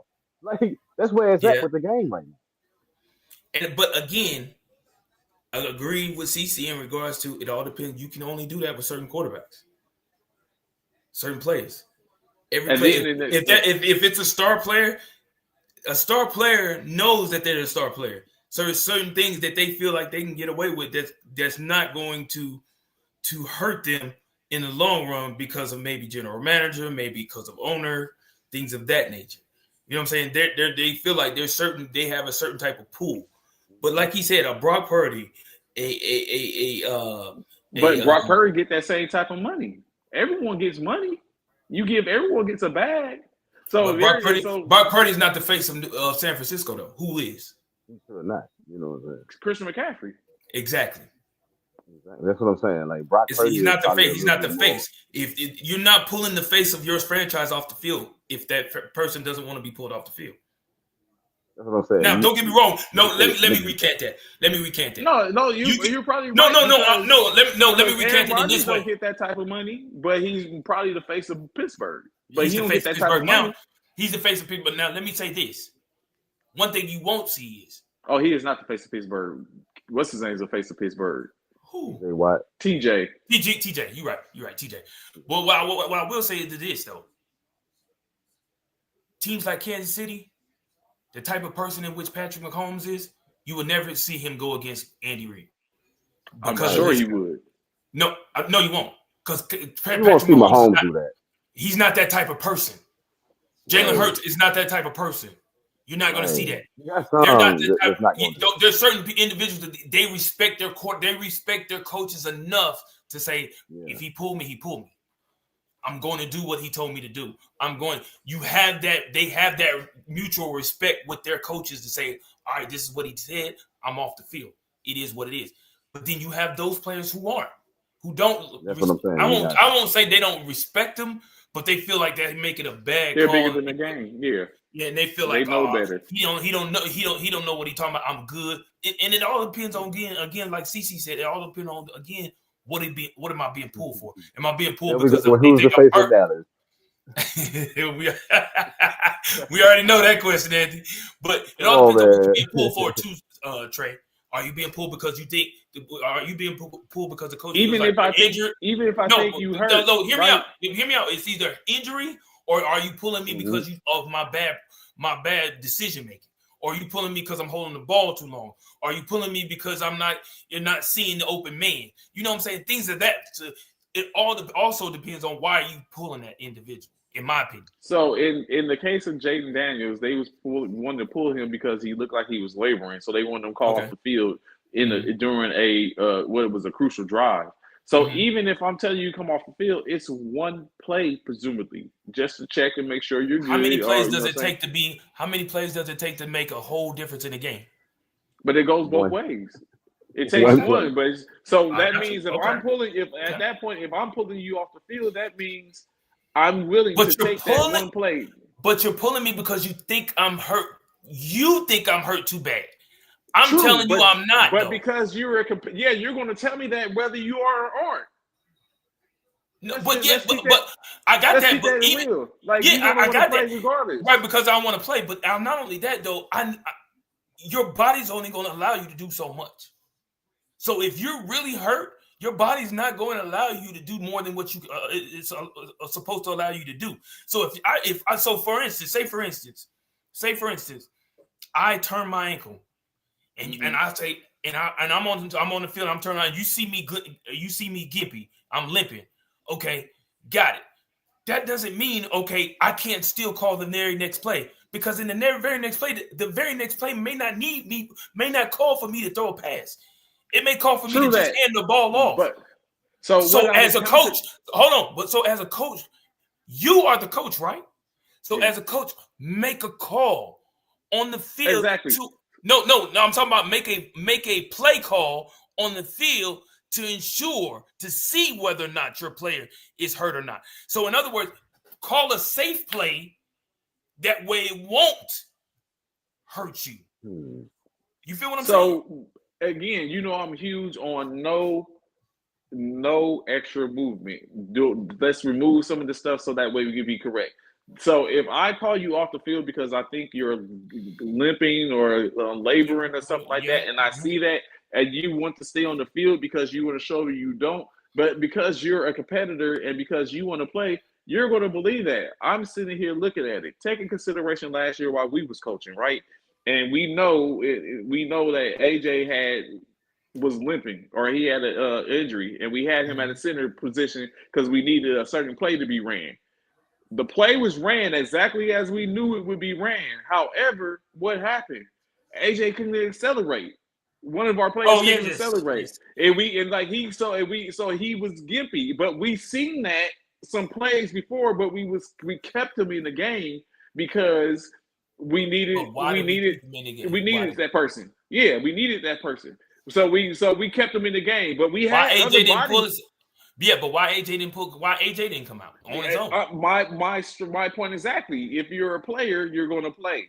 If I allow you to play, I have to be the person, or we have to be the people to get in the way and be like, no, you need to come sit down right quick so we can show. I understand that, but you know, it's like when Patrick Mahomes got hurt, he hurt his ankle on that one Super Bowl run. He played the whole, you know, he did. He took himself out the game, got his ankle taped, and then he came back in the game. Like, you know what I mean? Like, they weren't going to stop him. Every player does that. But was Andy Reid going to tell him he couldn't finish that game? Well, so it's not. So again, I'm talking about come to the sideline for an assessment. If you get assessed, I don't want to go the drive in which I could have pulled you and you wasn't 100% when I could put someone in 100%. The 100% might not be as proficient as you are, but they're 100%. So that way, if I need them if they need to get out the pocket, then they can move to get out the pocket unless they just slow as scum. So what he talking about, CC? So what he talking about? Remember that year? I think Dak Prescott got hurt, and what's his name came in, the redhead bomber. Cooper Rush, yeah. Cooper Rush. No, Andy Dalton. Andy Dalton. And he came in and he started shining. Remember, he was shining back to back. No, Cooper Rush was shining. Yeah, it was Cooper Rush. It was Cooper Rush. The 5 games. Yeah, 5 games. When he won like 5 games. Remember, he won 5 games. Everybody was high on Cooper Rush. That's what Trey's talking. So sometimes I'm just talking about not to even go as that far, but to take in consideration. If I tell you to come off the field, I'm the coach. Don't challenge me. Get your ass off the field. Let me be. I'm thinking responsible. You got this twisted. You know, because I heard this the other day, and I heard this from former NFL players, Ryan Clark and those dudes when they were talking. Like, when you're in college, it's Mr. So-and-so, it's Mr. Saban, it's this, that, whatever. But when you're in the pros, it's Nick. It's Andy Reid. They call him Andy. Like, these dudes are grown men. They on first name basis. So that tell your ass to get off the field stuff ain't flying, bro. That's where the problem is, because I have to sit up and atone for the fact that we not winning. They don't take that into consideration. They don't want to hear that, oh, Patrick Mahomes told me he's not coming off the field when I told him to come off the field because of this. They don't want to hear that. So I am charged with leading this team. That means I have, saying, yes, you get paid to sit up and you get paid. The reason you get paid that is because you're a good entertainer. Let's be real. You're a good entertainer. My job is to sit up and do the production. So as me as a producer on the backfield, I'm not seeing I got credits, but I'm not seen on the field. I'm not the person that you see in the field, but I get credits in this role in this movie. But you're an entertainer. That's what you get paid for, to entertain. But I get paid to sit up and make sure that everything is in place, so that way the entertainment aspect is top tier. So if I sit up and say cut, that means that's the end of the scene. If I tell you to come off the field, that means that's me cutting to say cut. The tape don't continue to roll. And they don't continue to roll. So that's why I look at it as that's why Jerry Jones, just like with Michael Parsons, he tried it, and Jerry Jones being the person, he said cut. And you know what happened when he said cut? Now, Michael Parsons is a member on someone else's network at this point, because Jerry said enough is enough. He's the highest paid on. You know what I'm saying? Yeah, he's the highest paid. He's the highest paid non quarterback. But I mean, that's not saying anything, because come next year is going to be a new higher pay, and so on and so forth, whether regardless if they deserve it or not. So, you know what I'm saying? That's just the nature of the beast. I mean, I understand what you're saying, but it's not like that no more, man. Like, it might be a problem, but I don't see it as a major problem because there's only going to be a handful that's going to do that. I think a lot of these players do have respect for their teams, but I'm saying you got to take the good with the bad when you pay them that much money, man. You got to understand, like, and who knows their body best. Like if Joe Burrow didn't have to have surgery, he would be trying to play with that turf toe. You know, Mm-hmm. Well, yeah, he would be trying to definitely. play with that turf toe. Yeah, and just like no, like all of them, like even though Brock Purdy doesn't have turf toe, so to speak, but he has a toe injury, and so yeah, that's the Right. same thing. Like they're going to try to play Jalen Daniels. He wanted to play, but he's not going to be able to play. Hence, the reason, like we were saying, Mariota is going to be playing. So yeah, I completely get it, understand it. So let's get into these picks for this week. Got 30 minutes. We will make sure we get ahead before Bishop has to drop off because he has to go. He has a game to attend, his nephew's game. Shout out Zion. Let's get it done. So let's talk about this. Let me roll so we can bring up and see if we can make these correct picks. All right, first off, we're headed off. The Cincinnati Bengals will be facing off against the Minnesota Vikings. This means Justin Jefferson against his former teammate in Jamar Chase. Battle of the receivers, top tier receivers, or so it seems. Cincinnati, Minnesota, both teams will be using a backup quarterback. CC, who you got your money on today? Man, with two backup quarterbacks, I don't know. Jake Browning, he threw 2 touchdowns last week, 3 interceptions. So Mm-hmm. I don't know how good that's gonna be, but yeah, the Chase and Jefferson factor. But I'm gonna take one more week, people. I'm gonna take the Minnesota Vikings this week. Minnesota, you got to get it done this time. Like that let down against Atlanta hurt last week. So yeah, I'm going with Minnesota. All right, Bishop went with Minnesota as well. In this case, I'm taking the Vikings. I'm taking Cincinnati. Although we have Browning and he's coming in or doing late, I'm looking at the T and Chase and Chad Brown. That's what I'm looking at. Although they have Mason in Minnesota, they don't have Aaron Jones. He's injured as well. So I'm willing to sit up a bet more so on Brown than I am willing to bet on Mason. That's where I'm going. Minnesota, y'all going Minnesota. I'm going Cincinnati for this one. Next up, Pittsburgh Steelers versus the New England Patriots. Aaron Rodgers, the stellar veteran, May coming in, second year player. But there's other aspects in which we're looking at, and I think that there's more of a check the block, and they're playing in New England. I just think you have more of the elder statesman in which he's going to get the job done. I'm taking Pittsburgh. You going with Pittsburgh in that game? Yes, sir. All right, all right. I'm going with the Patriots, and the reason why I'm going with the Patriots is uh, they play all 3 phases of football. Like, so I'm gonna take they special teams and they offense to do a little bit more against a defense that ain't showed up yet.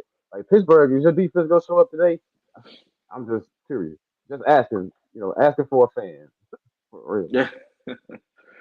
Patriots. Of course, and Bishop he took New England as well. So y'all, if I am correct and I am the Nostradamus that I believe I am, y'all's gonna give me the opportunity to really set the tone. Next up, Indianapolis Colts and the Tennessee Titans. Cecil, who you going with? Oh man, I've been hearing everybody saying this might be Cam Ward's week to get a win. It might be. I'm going with the Colts though. I've went against the Colts twice and it's hurt. So I'm gonna say they're gonna be 3-0. I'm gonna take the Colts in it. Of course, Jonathan Taylor is healthy and he's back, people. Jonathan Taylor's back healthy. I'm going with the Colts as well as I look and see to see Indiana Jones continue his efforts. Bishop took the Colts as well. I'm rolling with Indiana Jones until I'm not anymore. John Taylor is healthy. that makes a difference as well. I guess we're gonna have to wait. You're gonna have to wait a little while to see Tennessee get their first win. Next up, last week you seen them, CC. This particular game we saw last year with the Texans and the Jaguars. Who were you taking, Sunshine or CJ? Man, that's a tough one. That's a tough one to take because neither one of these teams are lighting it on fire right now. Man, it's tough. But I'm gonna take the Texans in this. I'm gonna go with the Texans. I'm gonna give them the benefit of the doubt and say that they get a dub today. They first dub on the season in a divisional game. All right, you going to Houston. Myself and Bishop are both going with the Jags. I just think at this point, Sunshine. I'm not gonna say CJ isn't what we thought he was. I just think he doesn't have all the weapons in which he had, which of course Dale and Collins is very formidable, in which he doesn't have that currently. And without Mixon, there's also that as well. However, I think Sunshine has that. He has a receiver in Brian Jones. I mean Brian and Thomas, and then he Junior, and then he has a double-headed monster in Tootin and ETN. And then, of course, he doesn't have Evans anymore, but Strange isn't that bad. I just think he has more weapons and he can get it done. So I'm taking Jacksonville. Next up on the docket, the Atlanta Falcons and the Carolina Panthers. As much as I hate to say this, right, but I just think that the Carolina Panthers are probably it has a little time off before we can say the Carolina Panthers aren't going to win a game just based off first thing that comes to mind is I'm choosing the Panthers. It's unfortunate for them. They're kind of I seen last week Hunter Renfrow started to move back into the wide receiver that we thought he was when he was in Las Vegas before he had to exit because of a condition. I think he's getting back to that. So Carolina has some pieces. They might not be the best pieces. They have some pieces, but I just think it's going to be a while before they really get instituted and they're missing something. And until they get that something, I think you're going to continue to have this conversation. So this week, I'm taking the Atlanta Falcons as well as Bishop. Who you got? I got the Falcons. Okay, ATL Shody. Next up, Los Angeles Rams and the Philadelphia Eagles. We already know Bishop Ali, without even looking at it, that he is taking the Eagles. But CC, who are you taking? Man, this is a tough one, but I'm taking the Rams in this one. I'm going Rams defense only because the Eagles, like I said, they've been playing pee-wee football. I'm thinking the Rams going to put them in some third and long situations and test their passing game. So I'm going with the Rams. And that boy Verse looking like he might be defensive player of the year caliber this year. So yeah, I'm taking the Rams. Interestingly enough, CC, I think I'm rocking with you this week. I'm thinking of taking the Rams as well. If we see what happened last week, I don't think they're going to have that same type of thing going on. Devontae, plus you got to think we have Stafford, Devontae Adams, Kyron Williams, Puka Nacua. That Rams defense offense is pretty potent. So I'm rocking with you. I'm taking the LA Rams today to knock off the Philadelphia Eagles as they're getting ready to walk out now. Next up, the New York Jets and the Tampa Bay Buccaneers. Of course, Bishop took the Bucks, and this one wanted to go with his guy in Baker Mayfield.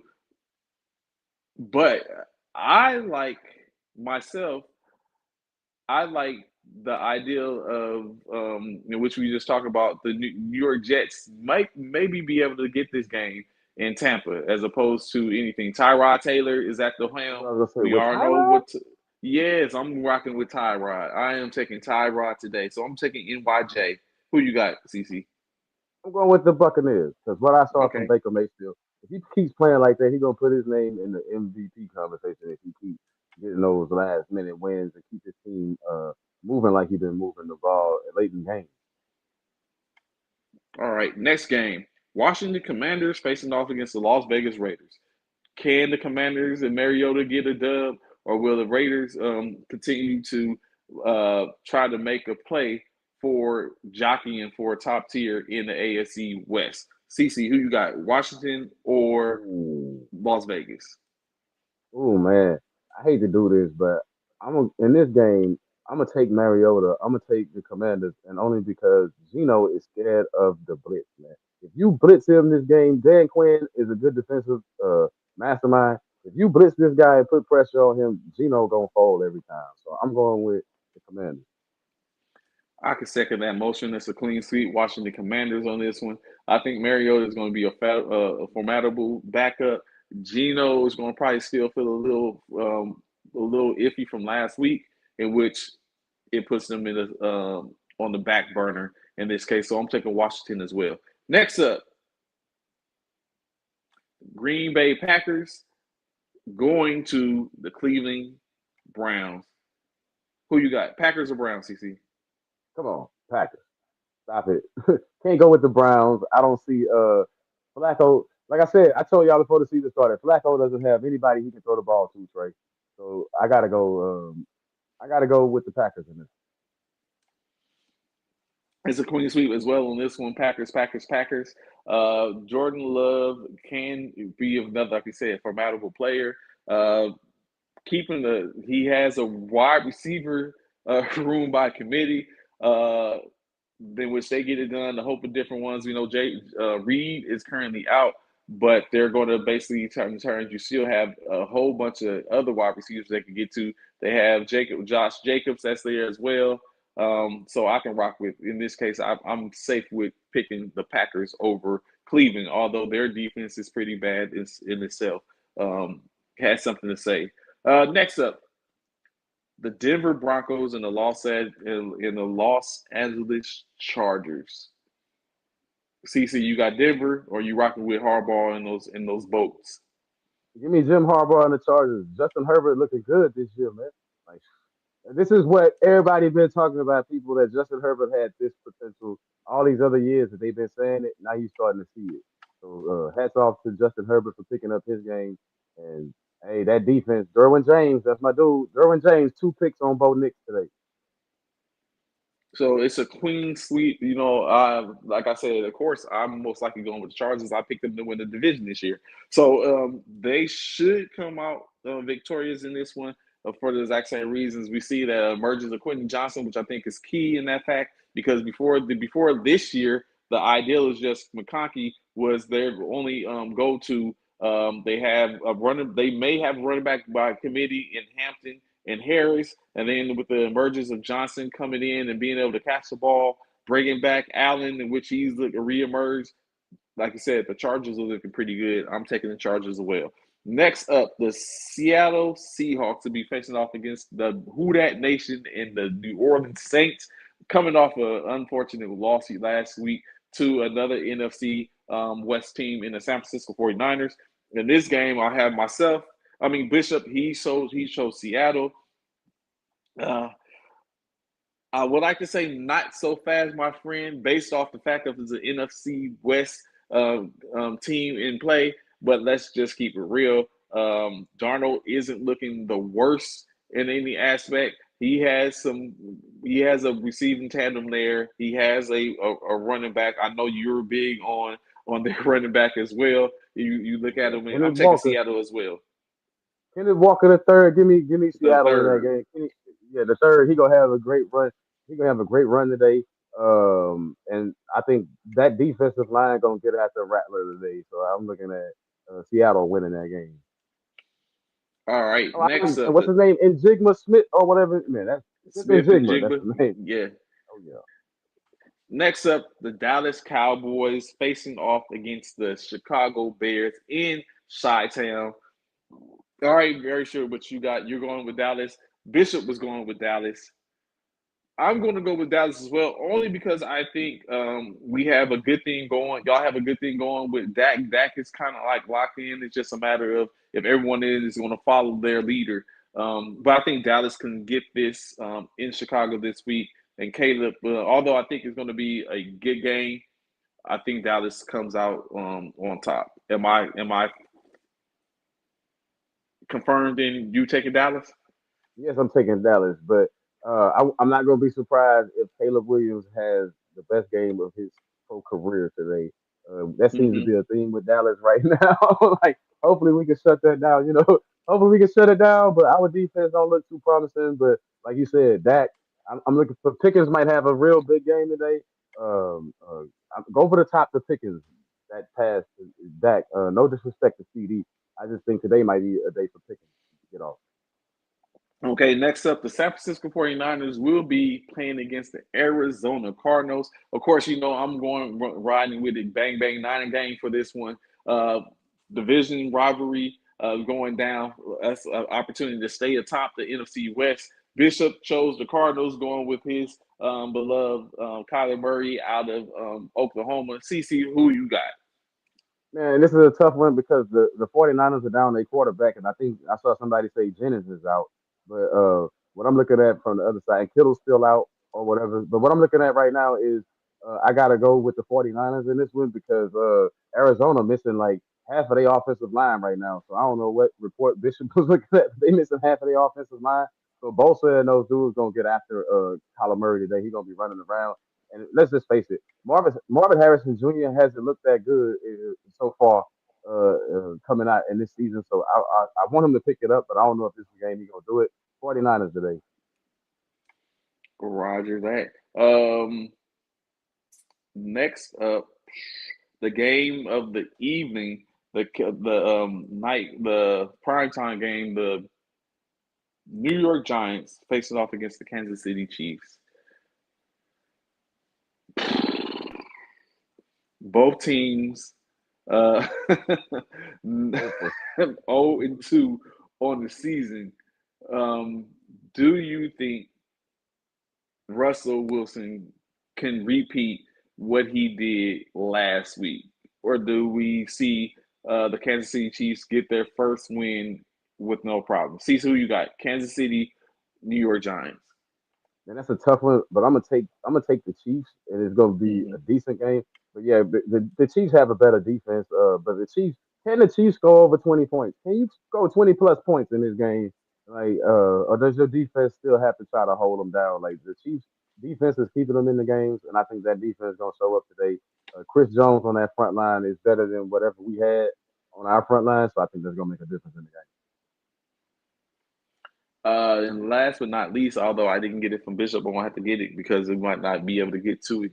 The Monday night game. Who is the Monday night game? The Ravens against. Who did you take? Who did you take? The Giants or the Chiefs? Oh, Kansas City. I'm sorry, Kansas City. I'm taking Kansas City as well. Just like you said, the defense. I just think their defense is going to be more than what Kansas City or than New York's offense is going to be. So that's what I'm looking at. I'm rocking with the Chiefs as well, Bishop as well. The last but not least for us, I had to get with Bishop to find out. Detroit and the Ravens, Baltimore and Detroit. This might be the best game of the week. However, I think I'm going to stay with Baltimore myself. See who you got. Lamar in prime time. I'm taking Baltimore. I like that number 14, Kyle Hamilton too. I think he's gonna get a pick or two on golf in this game. And they go and Detroit fans in Detroit is going to have to be reminded that this is not the Chicago Bears. Hey, you put up a 50 spot on the Chicago Bears. Let me see you do that against the Ravens, and I might believe in you again. But I'm taking the Ravens. Of course, and like I said, I got Baltimore as Bishop. We have to find out for him because he get that in. And then, of course, during the course, we had Thursday night game. Although it was close, Buffalo ended up pulling out the victory in which we all chose Buffalo against that game. So those are our picks for this week, in which next week we should be able to be back on track. We had a little discrepancy from my understanding, but we're still searching to confirm or deny Bishop's claim that he chose Green Bay last week for the Thursday night game, in which that would turn the tide on what the overall standings are. It still amounts to Trey 1 week 2 in this picking bowl that we do. So we'll see how this week comes out and how the rest of the week goes. The competition is tough. Trey finished 14-2, so he gonna probably win the week. Bishop's just trying to see if he's 12-4 or 13-3. I'm looking Yeah, at it like I'm 12-4, and that still ain't enough people. So I'm gonna have to up the game. Like this week, I my picks gotta smash on something. If they ain't smashing on nothing, then I'm gonna be in trouble trying to catch up. It's a long season, so I know I'll catch up it's a long somewhat. season. It's a But marathon. It's a marathon. We but the gap definitely between right greatly now, them 3 or 4 games making a difference right now. and it could turn around quick and then it could go because I had so far I've had the only undefeated week, but it was even with that undefeated week towards the end, Bishop started to make ground. I had a bad week, and just like I had that great week, I had a bad week and it gave Bishop ground, and then he almost outdueled me towards the end. So we'll see. My efforts are to get a 75% pick percentage by the end of this year. I'm currently there now. Let's see if I can hold the line on that or better. So we'll see. We'll see. Greatly appreciate y'all tuning in today. Y'all know where to find us. We may do a show tomorrow, probably not, or even Thursday. Thursday for the Thursday night game is probably more spot on. Of course, in any case, y'all be looking out and see those notifications when we bang the line to get on. Hey, it's time for some football. Be sure to go check that out. CC, any last words before we get out here? Man, shout out to one of my coworkers. We're gonna call him Sean, the Detroit Lions fan. And y'all, he gassed up. He said that Detroit gonna have a better season than everybody predicted just because of that one game. So we're gonna see what happens. And he said his prediction was Monday night the Lions are gonna beat like heavily. They're gonna beat the Ravens heavily. It won't be close. So we'll see Heavily. if Sean's right. Yeah, he said they're gonna beat them heavily. It's not gonna be close. Sean, we're gonna have to see. He's all on you. He done shouted you out. Now you're gonna either be held or you're gonna be the butt of the jokes come the next time we doing this.